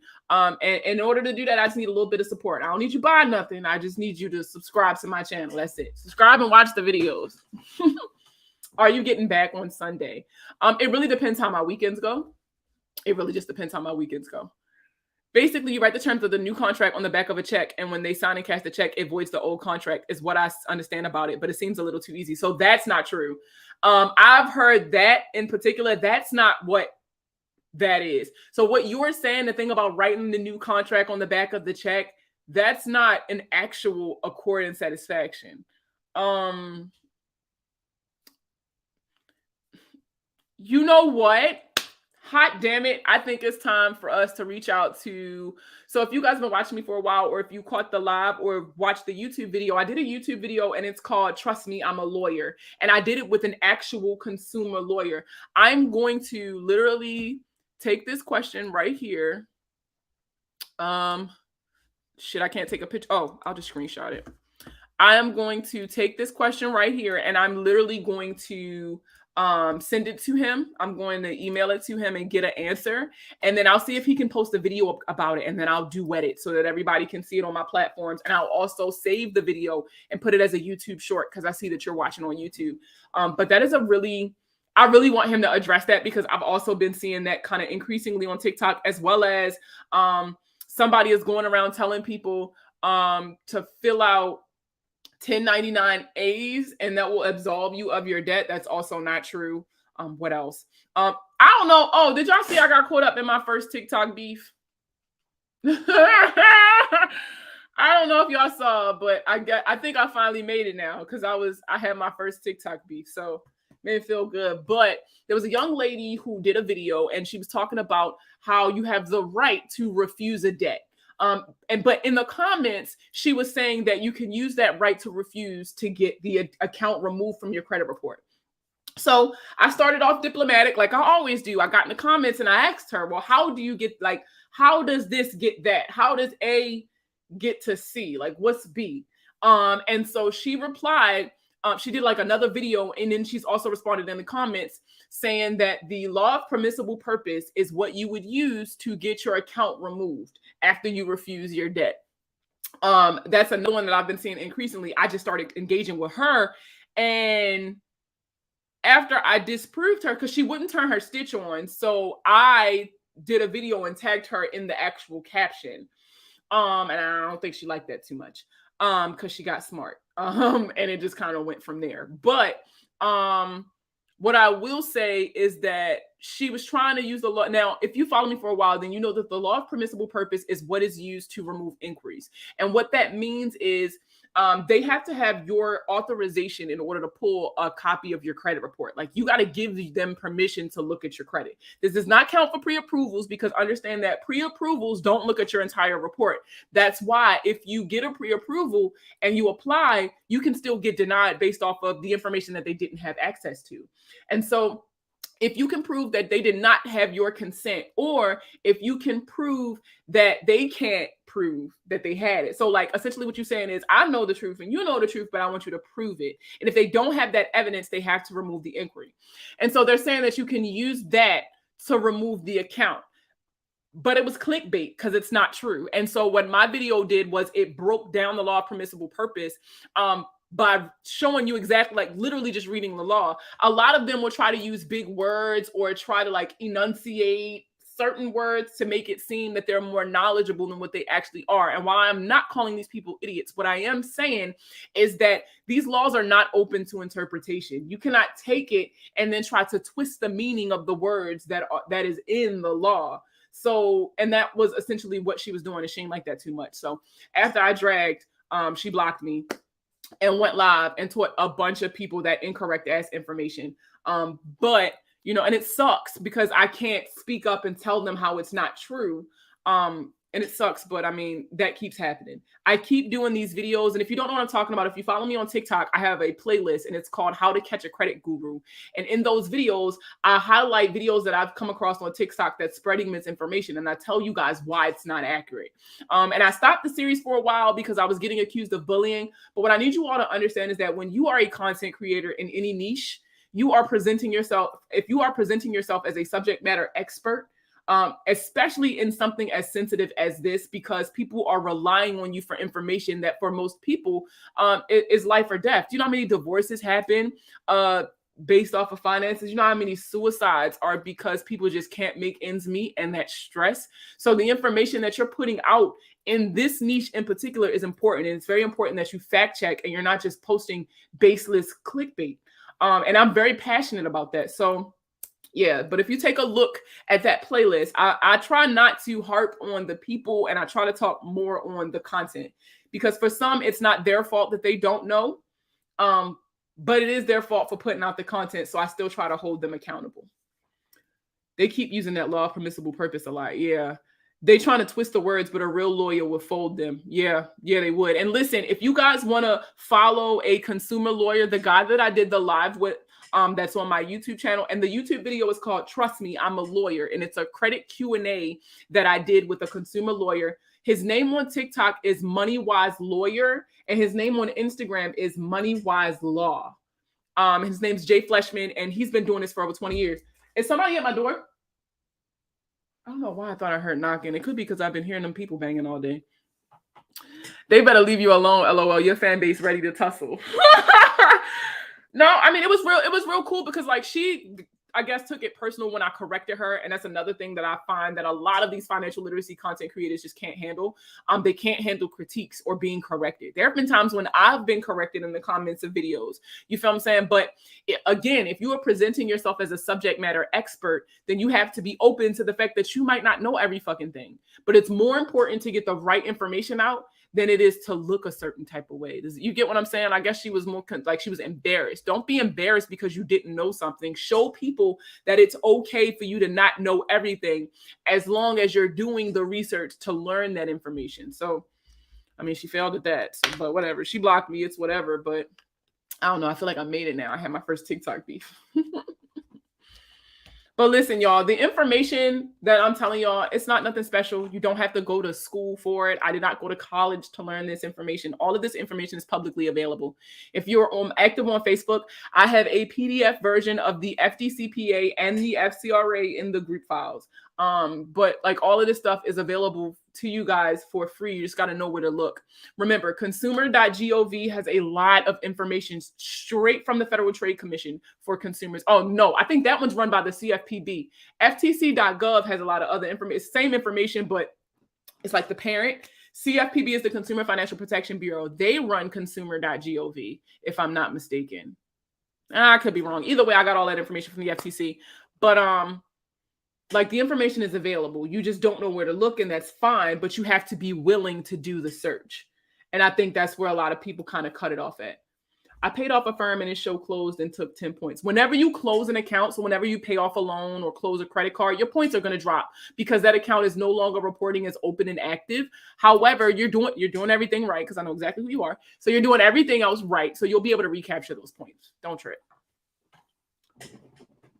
Y'all got any more questions for me before I head off to enjoy my girls' weekend with my kiddos? Oh, and my son. I guess it's a girls' weekend plus Deuce.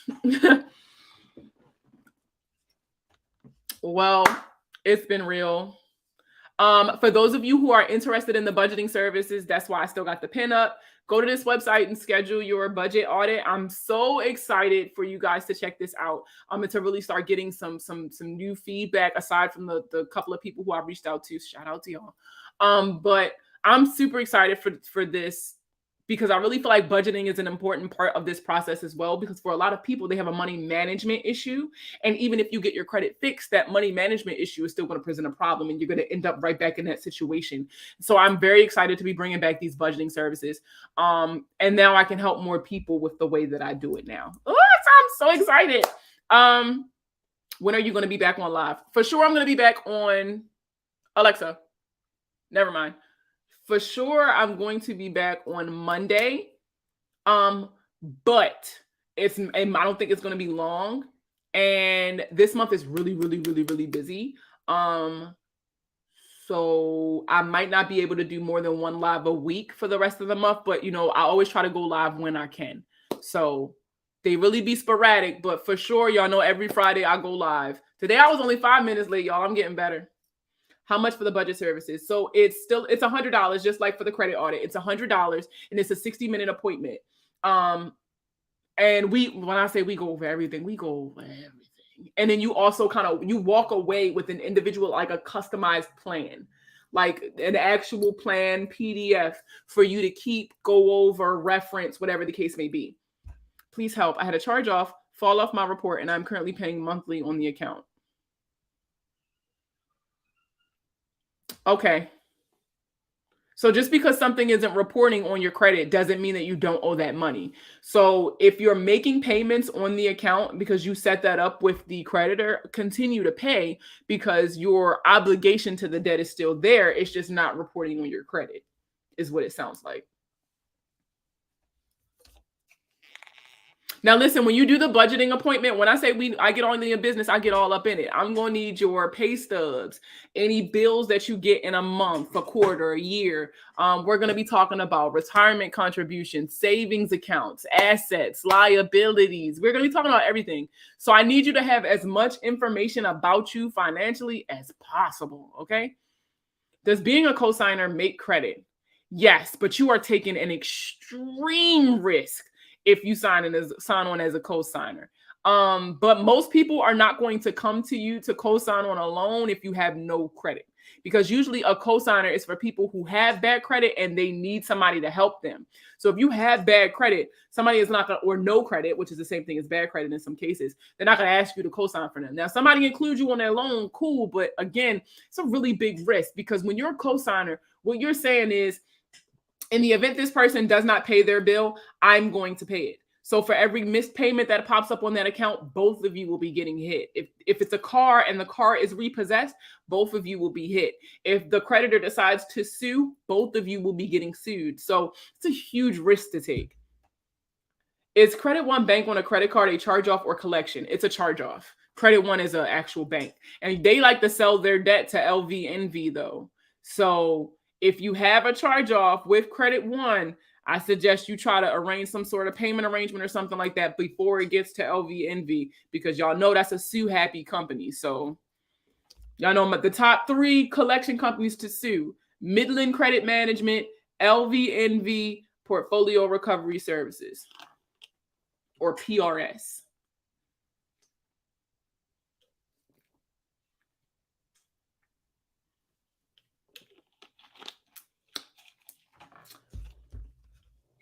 Excuse me.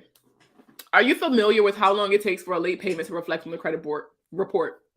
It depends on the creditor. One, when they reported, but they always say whenever they're doing any reporting or updating or anything like that, they tell you to give them 30 to 45 business days. If after the 45 business days, you do not see the change in your credit report or whatever it was you're expecting to see,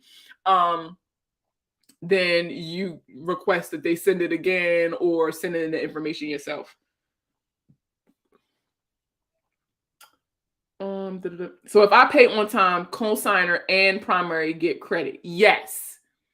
But again, it's a risk. Nobody buys a car or buys a home or anything like that and be like, you know what? I'm going to let this account get repossessed. I want this account to get charged off. Nobody ever says that, right? Shit happens, and I get it. But it's that shit happening that really messes up a lot of people credit. Yes, because it's still an update. It's just a monthly update. Whether it's positive or negative, it doesn't matter. They say give them 30 to 45 business days for that to appear on your credit. Are you familiar? Oh, I already answered that. Okay, but would they remove it? No. So because Credit One is the bank, they are the original creditor. They have something that's known as an obligation or a duty to report, meaning they have to report the history associated with the account, which means all of the on-time payments and the fact that the account was charged off. Which sucks, I know.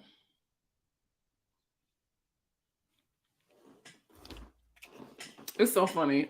I got homework. I got these 2 things I got to work on this weekend for you guys. And once I have the new statute of limitation list together, what I'll do is I'll do a TikTok video. I'll try to do a series. I know I have one more video in the credit card tier series, and then I'll start the statute of limitation series. So every day I'll post a video listing the statute of limitations for the different states. I'll do that for y'all. You're so welcome. But it go to LVNV and settle, they would then remove it. Even if LVNV settles, no. If you negotiate for a pay to delete, LVNV will stop. You can probably get LVNV to stop reporting, but the actual Credit One account is going to still report. Hey girl, hey. I did a factual dispute with ERC. They have not responded. I pulled my credit report. It's not showing. So it is illegal to report a debt where the validity of that debt is in question. So when you initiate a dispute, they have to stop reporting until they can prove that the account is valid. So if they can't prove it, it's not going to report. So, disputing it with them and then removing it, all right, cool. That's kind of a soft removal. So until and unless you receive something that says like, look, we're not going to report no more, and that's only if they have your up-to-date information, would you receive that letter? But until and unless they send you that, kind of go forward thinking, all right, that might pop back up, but just under somebody else, or it might pop back up after the investigation is complete. Okay, I'll just pay them. Okay. Is it true that charge-offs the next most derogatory remarks other than a bankruptcy? What do you mean the next most derogatory? So there's no like list of derogatory things and like how many points each one is worth, and one is worth more than the other one. That's not how it works. It's based off of the percentage when it comes to your credit scores. So y'all know the 5 categories: payment history, credit utilization, length of credit history, mix of accounts, increase. That's what's used to determine your credit score, right? And so it's the information that's associated with the bankruptcy that costs you the points, right? And it's the information that's associated with the charge off that costs you the points. Yeah, so I don't even know how to answer. It's not that it's the most derogatory. I don't know how to explain it. Like there's no order of like what's worse and what's better when it comes to derogatory marks. Derogatory is derogatory. What other questions y'all got for me? Damn. Oh my God, time is really flying. Oh man, I gotta finish drinking this smoothie.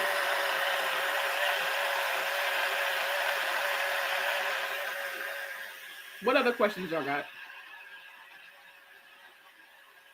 I really need to find out what I gotta do to get verified. I swear.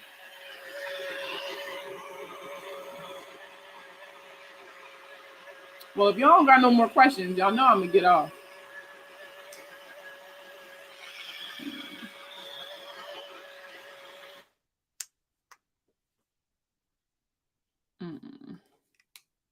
I ain't even gonna do that. I think it's good to go.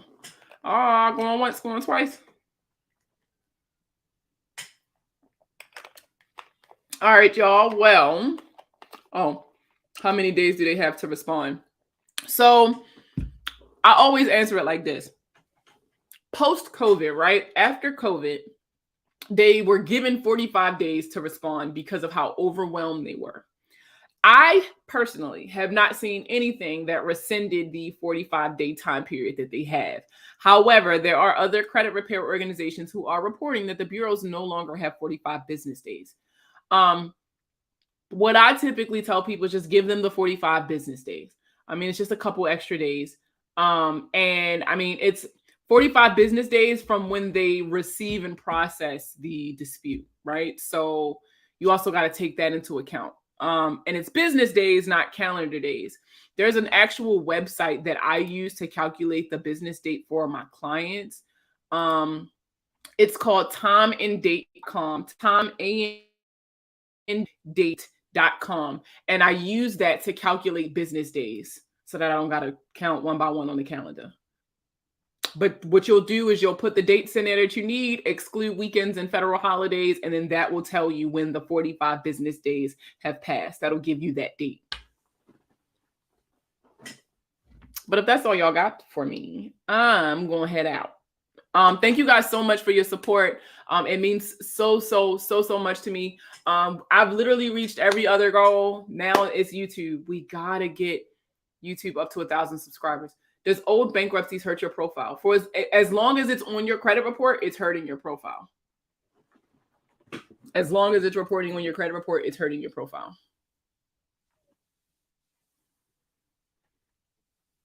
And how long it reports depends on like what chapter bankruptcy you filed to.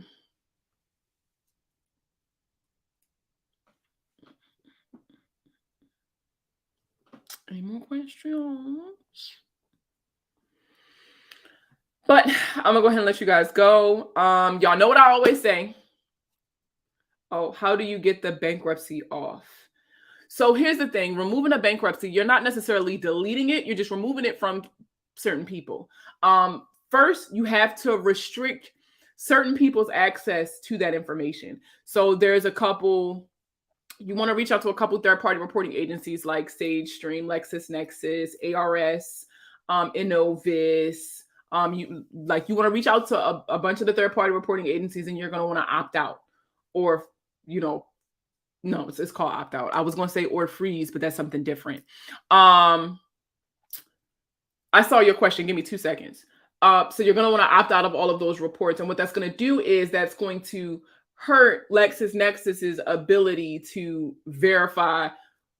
Well, first it's going to hurt the credit bureaus and their ability to verify it. Once you opt out of all of these third-party reporting agencies, I want you to write a letter to the credit bureaus, and you're going to say, hey, how do you verify bankruptcies? This is not you disputing your bankruptcy. You're just asking, what is the process that you use to verify or validate bankruptcies? And they're going to tell you, oh, we use LexisNexis, or oh, we use this, that, and the third.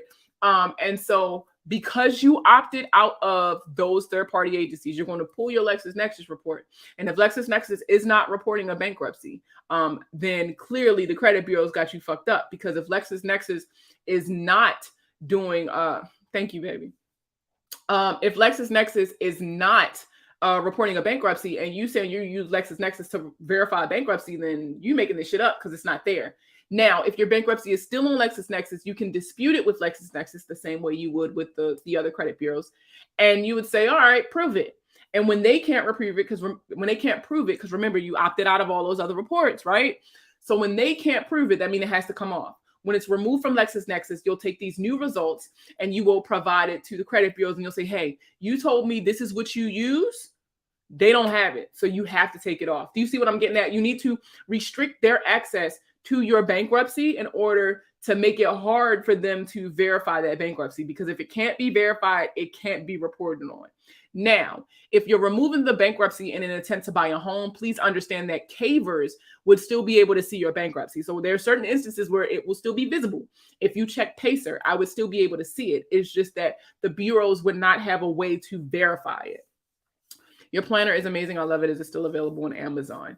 Yes. If you go on Amazon and you Google my name, Markia Brown, it's called Plug into 2022, and it is a 2022 planner. I know there's only 6 months left, but if you were looking for a planner, you might want to grab it. In the back of the planner, and you know what's so crazy?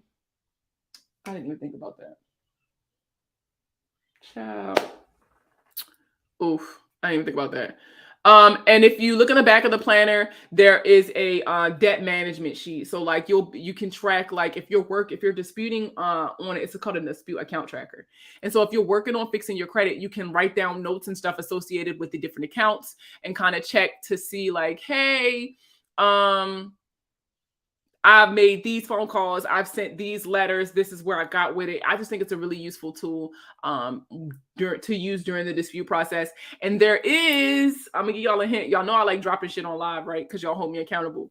There is just a dispute only planner. So it's gonna have just sheets for like budgeting, the dispute account tracker. Damn, it was a tongue twister.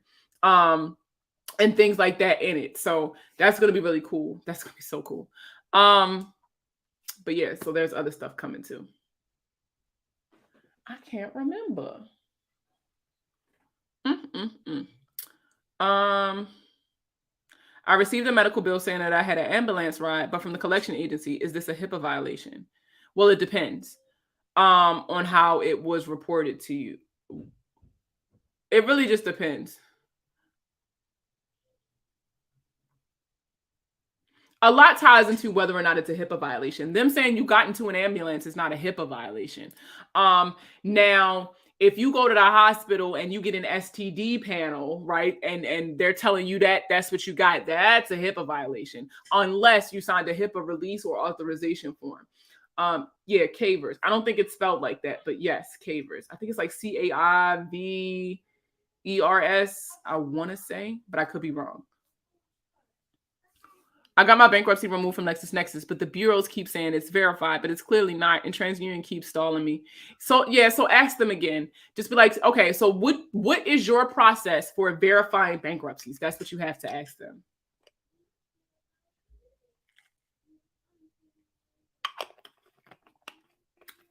I just want to say Shout out to Dole. So y'all know I've been drinking these smoothies. If you've been following me for a while, you guys know that this whole diabetic journey is a lot on me because I have shitty eating habits. But I've been making like the little smoothies at home because I got tired of tropical smoothie taking all my money.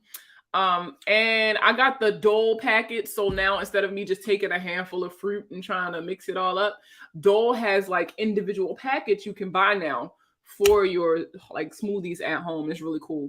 So this is one of those plus some oat milk, but it's really, really good. I drink like sometimes I might drink 2 of these a day depending on how I feel. Once my kale and all that stuff start growing, I'll throw some of this in here, but for now it's just fruit. But I'm going to go ahead and cut you guys loose because I've been live for almost 2 hours now. I've had a really long day and this was supposed to be my off day.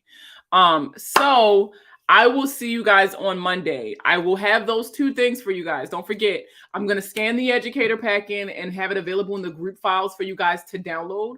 And the educator pack is just these little packets of information that the Consumer Financial Protection Bureau gives to consumers. No, this is information from the Federal Trade Commission. So they're over top of the CFPB.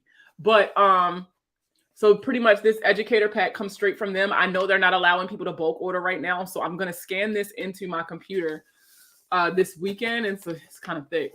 So I'll scan this into my computer this weekend and make it available because it's free on their website. So it should be free for everybody. I'll put it in the group files for you guys to download it and use it. Some really good information in there. Really easy to understand. And I'm also going to create an updated statute of limitations list for you guys who have debt that's in collections. The statute of limitations is how long a company has to sue you for the debt that they're saying that you owe them. And so I know a lot of states made changes this year and last year, so I'll go in and do an updated list for you guys and put that out for you guys by Monday. So that's the 2 things I got to work on this weekend. But y'all know what I always say, right? Live every day like it's your last, but pay your bills and wear condoms just in case it's not. You guys have a safe weekend. You guys be careful out there because it's scary. And I will see all of you on Monday.